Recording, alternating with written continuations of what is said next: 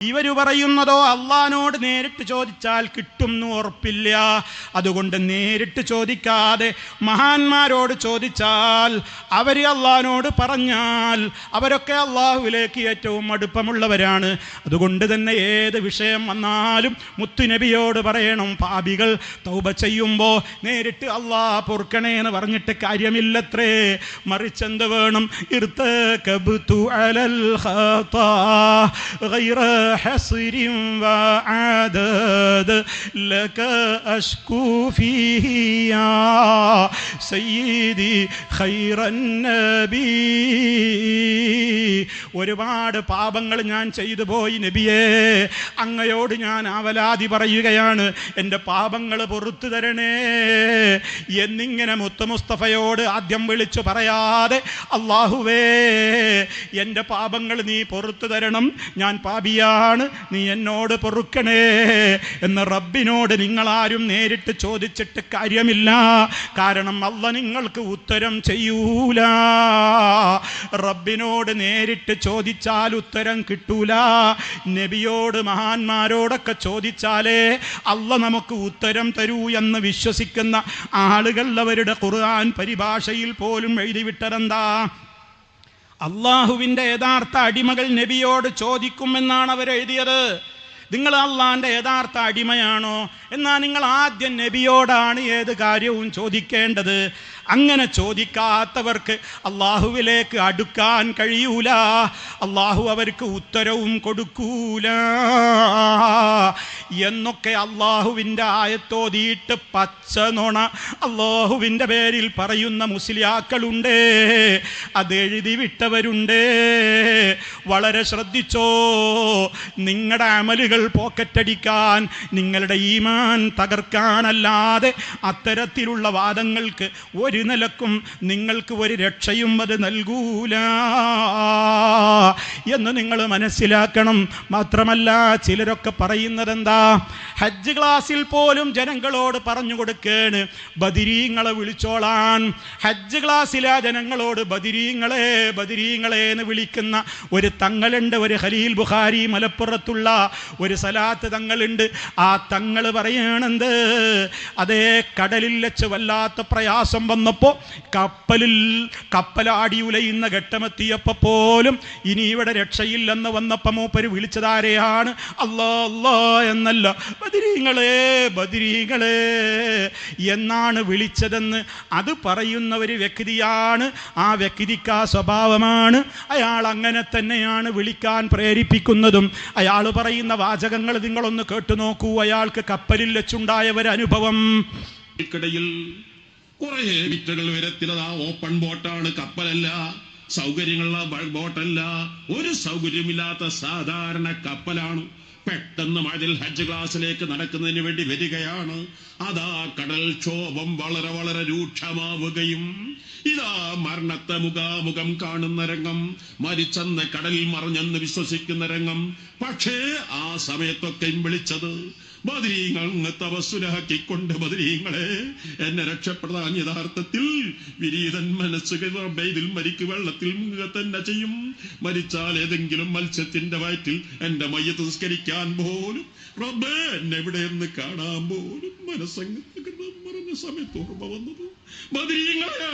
ബദരീങ്ങളെ നിങ്ങളല്ലാതെ രക്ഷിക്കാനില്ല, എനിക്ക് വിളിക്കാൻ നിങ്ങളല്ലാതെ മറ്റാരുമില്ല, നിങ്ങൾ എന്റെ കൈവിടല്ലേ.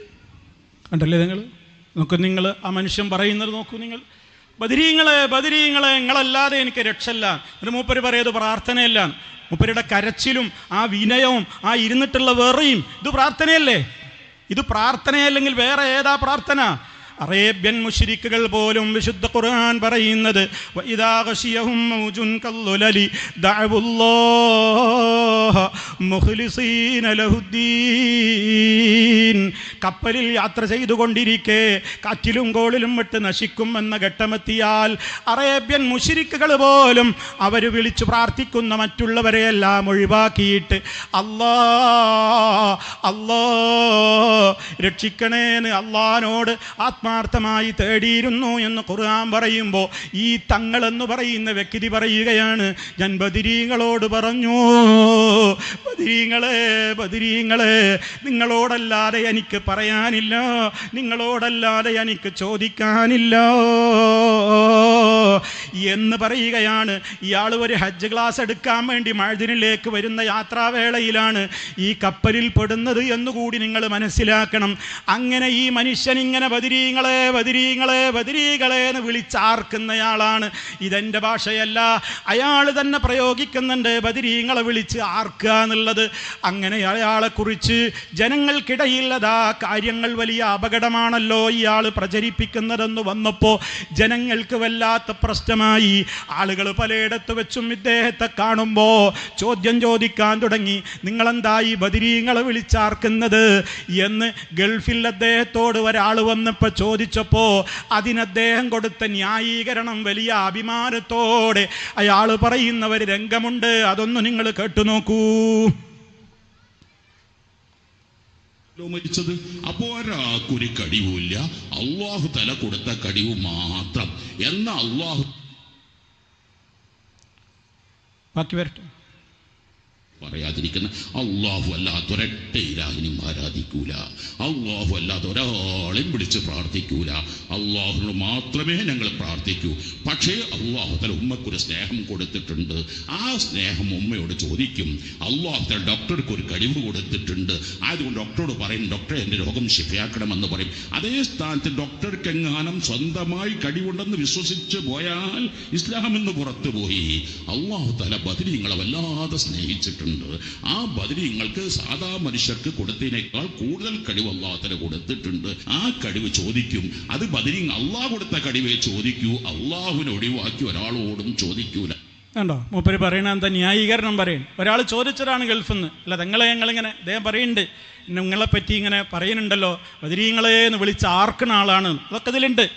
അങ്ങനെ അദ്ദേഹം അതിന് ന്യായീകരണം പറയുകയാണെന്ത്, ഞാനിവിടെ അള്ളാഹുവിനോടല്ലാതെ ചോദിക്കാറില്ല, അള്ളാഹിനോട് മാത്രമേ ഉള്ളൂ ഞാൻ ചോദിക്കുക. പിന്നെ അള്ളാഹു സുബ്ഹാനഹു വ തആല ഓരോരുത്തർക്കും ഓരോ കഴിവ് കൊടുത്തിട്ടുണ്ട്, സ്വന്തമായി ഒരാൾക്കും ഒരു കഴിവുമില്ല, അള്ളാഹ് കൊടുത്ത കഴിവെന്നാണ് ചോദിക്കുന്നത് എന്നാണ് ഇപ്പോൾ ഈ തങ്ങൾ എന്ന് പറയുന്ന മനുഷ്യൻ കൊടുത്ത ന്യായം. ഓ സഹോദരന്മാരെ, നിങ്ങൾ ആലോചിക്കേ, അറേബ്യൻ മുശ്രിക്കുകളും ഇതന്നല്ലേ പറഞ്ഞത്?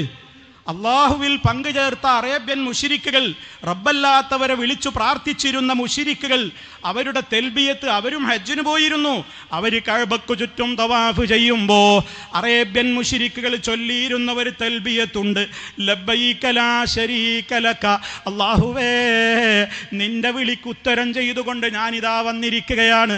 ഇതാരാ പറയുന്നത്? അബൂജഹലടക്കമുള്ള മുശ്രിക്കുകൾ പറയാണ്, ലബ്ബൈക ലാ ശരീക ലക, നിനക്ക് യാതൊരു പങ്കാളിയുമില്ല എന്ന വാക്ക് മുത്തു മുസ്തഫ കേൾക്കുമ്പോ അള്ളാന്റെ റസൂൽ അവരോട് പറയാറുണ്ട്, വൈലക്കും ഖദ് നിർത്തൂ, അവിടം കൊണ്ട് അവസാനിപ്പിച്ചോളൂ.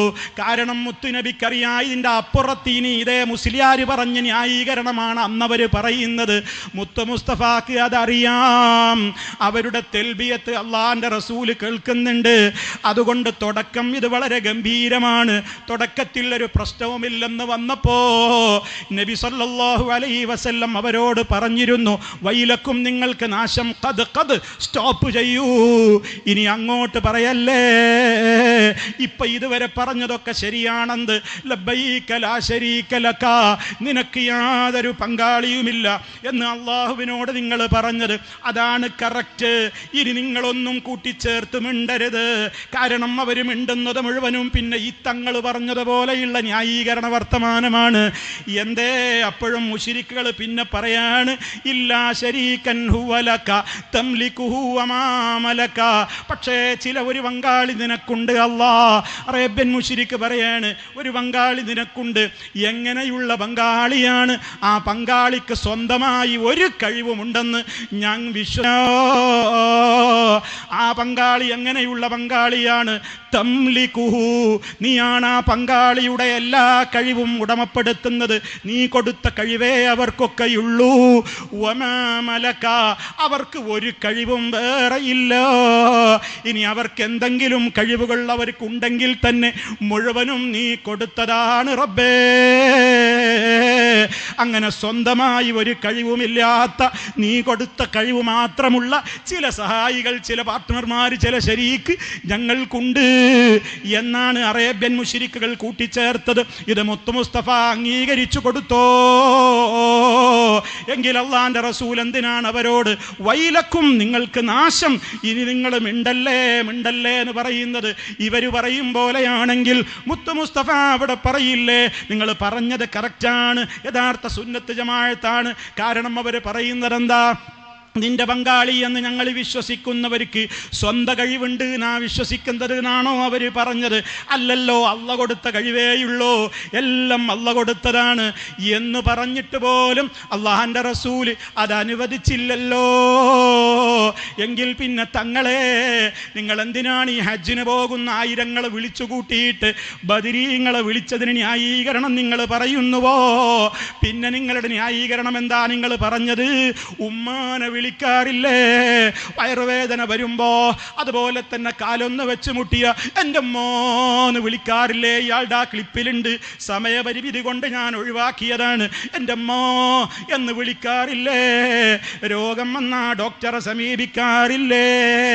ഇതൊക്കെ ശിർക്കാകുമോ എന്ന് ചോദിക്കുന്നു അത്രേ മൂപ്പര്.